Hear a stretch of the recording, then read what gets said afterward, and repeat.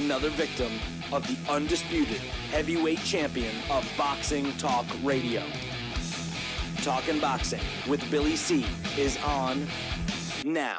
My style is impetuous, my defense is impregnable, and I'm just ferocious. I want your heart.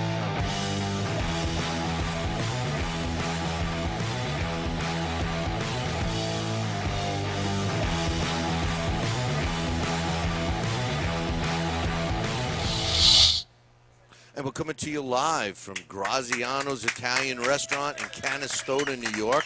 I'm Bill Caligiuri, and it's time for our Billy C's Hall of Fame Weekend Special, which is being brought to us by Sal's Neighborhood Pizzeria and Ristorante Italiano in St. Simon's Island, Georgia. Also, the Courtyard by Marriott in East Syracuse, New York. And the Wax Museum with Ronnie Dark's Rock and Roll Show, which you can check out on WVOA Radio, 87.7 FM in the Syracuse area, or worldwide, www.wvoaradio.com. And joining me right now, fresh off his win for the ESPN Boxino tournament, Willie Monroe.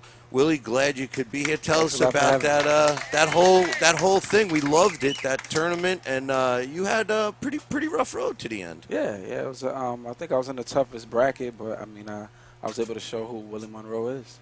So. Well, I tell you, I got to see the first wave in Chicago, right? And obviously, I got to see the finals. And actually, I saw the preliminaries and the finals. I saw all of them for your weight class. And it was cool. I mean, it was something that was done pretty well. Yeah. From a fighter's perspective, and I know I'm with your trainer too, we talked about this, but from a fighter's perspective, how was it like when you did the first one and then knew that you had to be ready like in a month, right after? I mean, normally there's more gap in between fights. I mean, that was right down our alley because we live in the gym. So to be able to fight and then go back to the gym and fight and look forward to another fight, that's the type of work we look forward to because we're throwback type fighters, so we like to be busy. So. Well, that was one thing you and I talked about when I asked you about the rounds. You said, this is perfect. The first one being a 6-rounder, that was good. What was the mindset like from a training perspective? Like he says, he's been in the gym. He's been in the gym all year. He's been sparring with Miguel Cotto, Austin Trout, and then this tournament came up. And I'd like to point one thing out. You was one of the ones that said he would beat Kopalenko. Well, I had a soft spot for Willie. I was going for him from day one, and when we were in Chicago, actually Adams, the kid you fought for the final, he was really the underdog of the whole thing because I didn't expect him really. I mean, I know Daniel Edward was coming off of almost a 3-year layoff, but I thought he had the experience. I thought he was going to win that fight.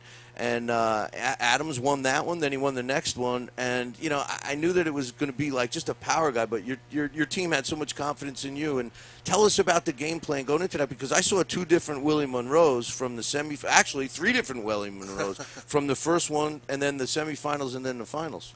Well, like I said, that's a testament to my boxing IQ. You know what I mean? Which a lot of fighters, especially young fighters, don't take pride in.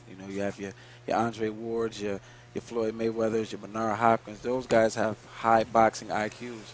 So to be able to adjust to 3 different fighters and make those adjustments on a drop of a dime and execute, I mean, I think that says a lot. That's a huge testament to my boxing IQ. Well, you could say what you want about the boxing IQ, but another thing that he did, which Mr. Mayweather does not do, is you stood in there and you exchanged with Brandon Adams for the final. And one of the things that I really enjoyed in that fight was your and I know you didn't like it as much, but the against the ropes work that you did. Your punches were accurate; they were landing exactly where you wanted them to go. Tell us about that. Well, people don't understand. Like people see what they see on TV. When you're in the gym, you spar 12, 15 rounds. Sometimes you spar every other day. When you're in the ring, you only have those 6, 8, 10, 12 rounds to show what you really have. So it's hard to really pack everything in. And what people don't realize is I've been able to fight on the inside, the outside, be a counter puncher, any type of style. Because, like I said, that's a testament to my boxing IQ. But I actually went out on a limb and said, you know what, Teddy's talking too much. The crowd is talking too much about me being an outside fighter. Let me show them that I can bang on the inside. So. Well, your trainer told me that from day one. He said, "This is the fight we like." I asked him every time, what do you think about this opponent? What do you think? The rumor is Willie's going to be fighting outside. He's going to be doing this. And he said, "No, this is exactly what we want." I think he decided during the fight that he was going to bang with him to show people what he could do. Because like Teddy was criticizing him, and I think he did. What I saw is he decided during the fight, much like Ali decided to play the ropes with Foreman during the fight.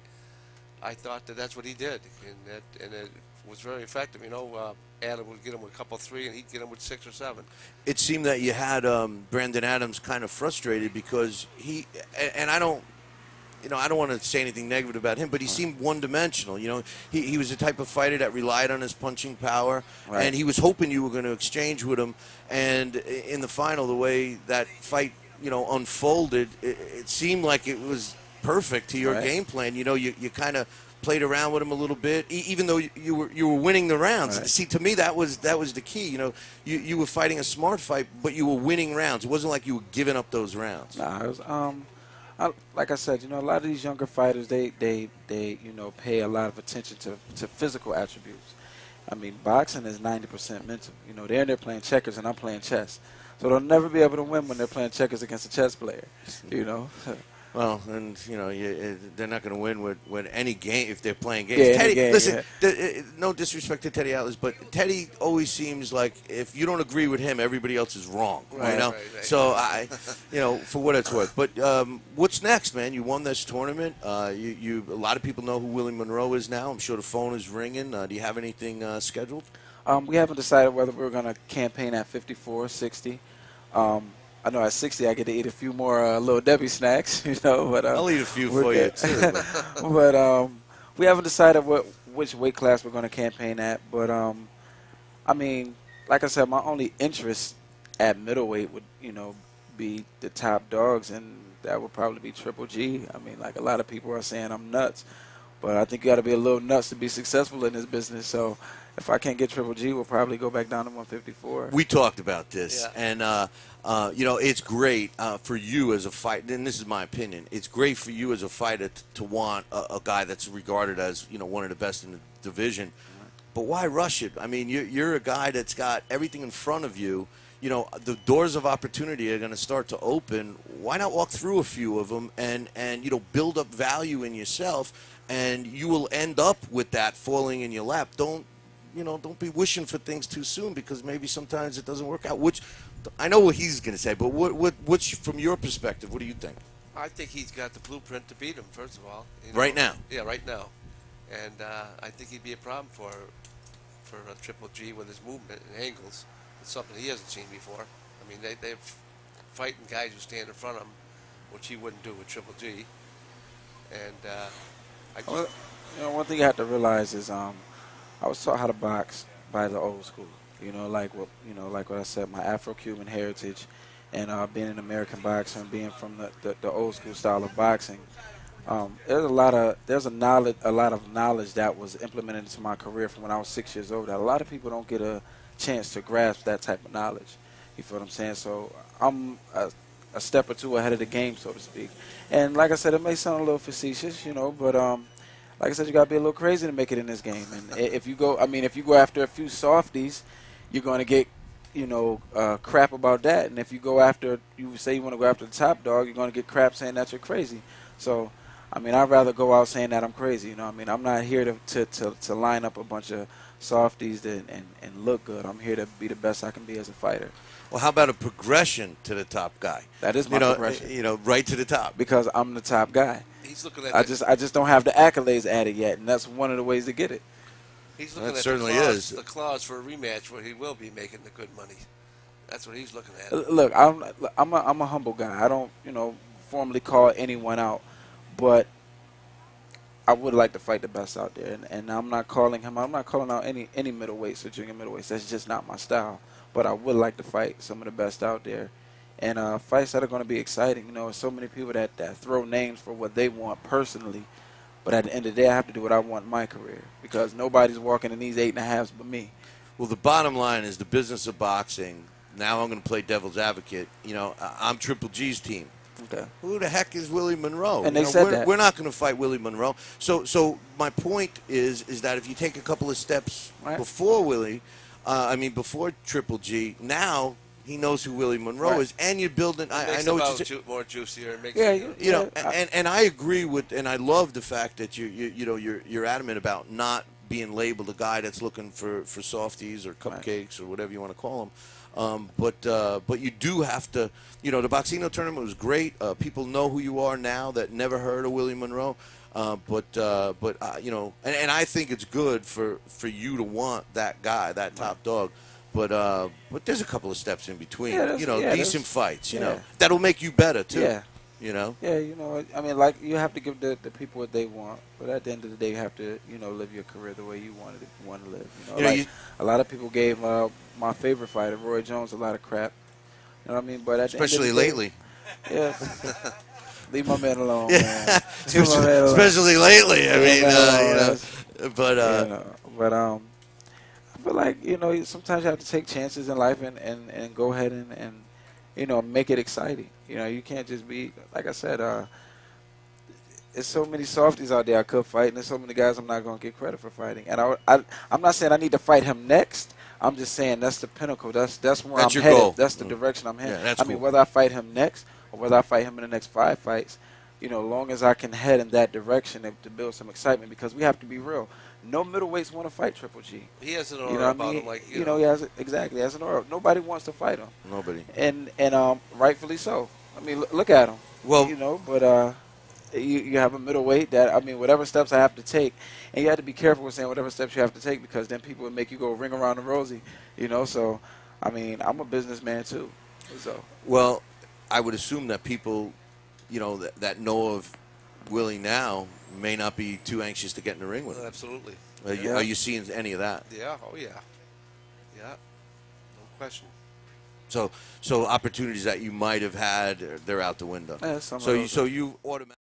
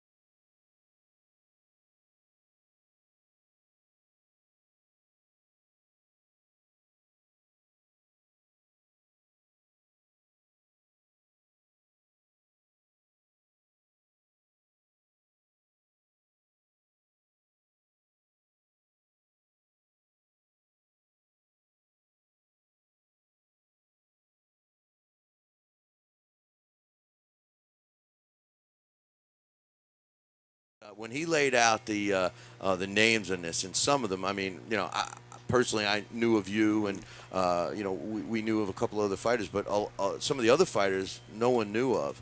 And I think it was a good thing to introduce them to us and to see them perform. And like you said, they're all going to get some opportunities down the road as well. Exactly. It's a lot of unseen talent out there. So I mean, that opened up the doors for and they're talking about doing another boxing next year. And I mean, I think it's great. It puts guys in a position to where they have to show up, have to be ready, have to be good, and it brings excitement for the fans. I mean, the tournament lasted 4 months. It didn't drag on, that's for sure. So I mean, 83 days. Yeah, it created excitement. So it did create excitement. People were looking forward to the next bout. Yeah, no, I think it was a great thing, and I hope they keep doing it. And what I liked about it is that you have these fighters, so you get this pool of fighters that are going to be in this tournament. And then that's the only thing that was guaranteed. Once everybody knew, we knew that you had X amount of fighters, they're going to be competing, and then all of a sudden you don't get to say, oh, I don't want to fight him. You matched up with him. Right. I mean that had to be tough from a training perspective. I mean the fighter, I know you're gonna just follow what the team says, but yeah, I know Rocky, you felt confident from day one. I mean every time we talked, you were like, oh, this guy's perfect for Willie. And no matter what we said, well, wait a minute, it's not his style. Oh, no, this is perfect for Willie. I mean, why did you feel so confident? Obviously, you were right, but I mean, why did you feel so felt, because I know his potential, and I knew if he's active, like I talked about activity, and kept him moving, 3 fights in 80-some days, I knew that he was going to be effective. And with the first fight, which I thought we got the tough bracket, I knew once he beat Bondaros that he was going all the way. I knew the other fights. I knew Kopalenko would be an easier fight. Yeah, you said that. You said that, and no one picked that. No. Fighting Bondaros in that little 16-foot ring in Chicago or Indiana, where he's from, and all the elements were against us. They tried to do us a little funny, but once he beat Bondarosa, the way he did, handily, I knew he was on his way. I thought all he thought he needed was that ring entrance. Yeah, that's right. Because when he came in, he had a pretty and I think that was that was his best part of that fight. I thought he was if Willie wasn't in the tournament, he would have won. I think. Well, that's what made that tournament so good. I mean, everybody that thought who was going to win it, they were mistaken because it didn't work out that way. Right. But I thought the Kopalenko, he'd have a good time with Kopalenko. Yeah. So you said that one of your favorite fighters, Roy Jones Jr. It doesn't appear to me that you've tried to emulate his style. You don't fight with your hands down. I think you're pretty very technically sound fighter. Your hands are up all the time. It's something I love to see. Why is he your favorite fighter? He's my #1 favorite fighter because he's an entertainer. He reminds me a lot of myself, you know what I mean? Outside of the ring, he's laid back, cool, calm, collected. And then inside of the ring is where he gets to perform at. And, I mean, we just have both of our personalities in and outside of the ring run parallels. But, I mean, I have a bunch of favorites. Him, Sugar Ray Leonard, Andre Ward, who's here today, who's here at part of this event. Your Floyd Mayweather's is Andre Berto. It's a lot of guys I take from, you know what I mean? The one thing you can see in me that you see in all of those fighters is speed and boxing IQ. And I look for the fighters that have high boxing IQ and speed, and that's the fighters I tune in. That's the fighters I tune into. And plus, Andre Ward sort of was like the closest thing to Roy Jones when I was coming up in the amateur. I used to watch him fight in the amateurs. I was a year Olympic class behind him, but I used to always say, man, yo, that's the closest to Roy Jones. Like Kobe's the closest to Jordan, and Andre Ward is the closest to Roy Jones we're gonna get. So Roy, you got to give Roy credit. I mean, obviously, most of us think he's he shouldn't be fighting now, but the thing I give Roy credit for is taking challenges that other fighters don't take. Yeah. People will say, about the heavyweight when he became a heavyweight champ. Oh, well, he fought John Ruiz, and they discredit John Ruiz. But John Ruiz held a pretty distinctive record. I think in his last. And he beat Holyfield twice. This is pretty cool. I think it was his last 15 fights. 13 of them were against either champions or former world champions. Yeah, that was a big feat for Roy. You know, so that wasn't like an easy fight Then for coming Roy. back down to make weight, I think weakened him. I think it had something to do with that. I'm taking nothing away from Antonio. But that's a bad man to go up, to skip, to come from middleweight and go to super middleweight one times, and go to light heavyweight and unify everything. Then skip cruiserweight, go up to heavyweight, win a title, and then say, you know what, I'm going to come back down to light heavyweight and then win his light. That's a bad man right there. Listen, that's a bad man. I had him on my show after that, and he corrected me. I said the same thing you just said, and he said, wait a minute, you forgot to say that I'm the first guy that went from heavyweight and back down to light heavyweight to win the title in 100 years. He was the first guy to do that. You know, so and I think he deserves the credit for that. Oh yeah, I mean he's offered a lot to boxing. I mean, like, how many times has somebody been in the gym and shot a quick left hook and be like, oh, I just royed you? You know what I mean? Like, I just Roy Jones. So I mean, like, Roy Jones is a definitive fighter, and to me, I think he's one of the baddest ever touched a pair of boxing gloves. Now, Rocky, you and I talked about historical things, you know, without Willie and stuff like that, and. From Europe, now, you know, I know this is a tough question, especially with Willie sitting right here, but, you know, how do you see him down the road? Obviously, he's a young fighter. We're looking at his future is wide open. From a historical perspective, do you think that Willie Monroe has a chance to, you know, go on and become one of the all-time great fighters? I'll guarantee it. I'll guarantee it. This is just the tip of the iceberg. So if we, you know, put the cone of silence over Willie Monroe, would you still say that? Absolutely. I guarantee it. He's going to win the world championship, and he's going to go down as one of the great ones. Well, that's cool. And you definitely have a good attitude about not wanting to. You see him get better in each fight. He's only going to get better. No, but what I enjoyed out of that tournament was the different Willie Monroe I saw for every fight. And that showed me that, you know, you could make adjustments. It also showed me that as a team, the corner made adjustments during the fight, you know. And then as I just found out that you were doing things on your own in the fight, you know, you took on some stuff on your own, fighting off the ropes. But when you did fight off the ropes, it wasn't like you were taking really punishment, because a lot of those fights, a lot of those punches you were blocking. Again, you know, Adams, in my opinion, was a little one-dimensional. He was strong and all of that, but he wasn't as accurate. The counter-punching that you were able to.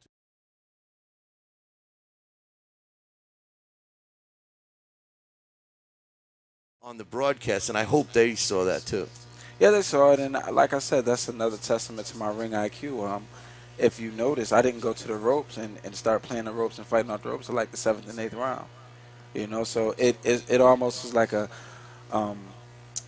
double whammy, because it's like not only is Willie Monroe fighting his game, he's fighting his game down the stretch where he could be tired. But what people don't realize is once I got him down the stretch, he was tired. Yeah, so I don't mind going into your game when you're half the man you was 5 rounds ago. You feel what I'm saying? So that was part of the game plan. But I didn't think he was going to be playing the rope. I thought he'd be moving around in the center of the ring and taking it.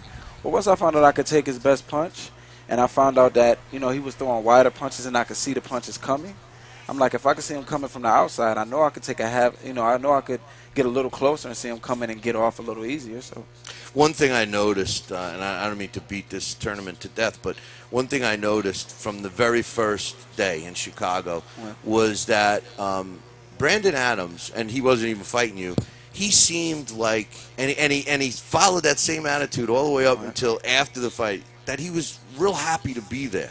Right.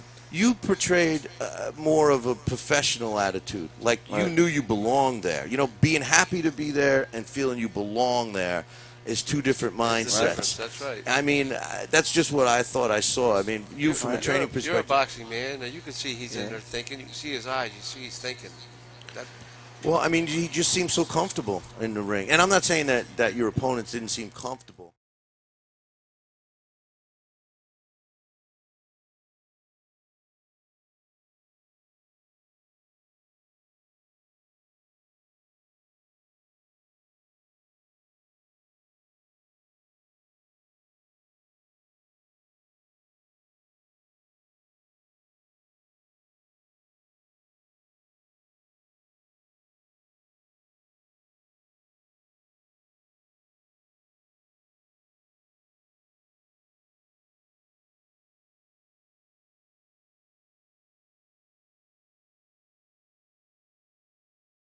Scorecards they're crazy sometimes, you know. And then he thinks that everybody else is wrong and they're corrupt and they're this and that because they don't agree with his scorecard. I mean, boxing is subjective. When I saw you after the fight, I went over to tell Teddy. I said, Teddy, you're batting 1,000. You're batting 1,000, so I was on him. Talk crap for the final too, because we need your attitude. Right. Hey, listen, we're going to take a break. Is there any final things you want to add? I'm just happy to be out here at this event. Everybody knows I'm a religious man, so God bless everybody. Keep walking right, and God willing, I'll be that world champion that everybody can say, hey, I got an autograph from him. I got a chance to chill with him.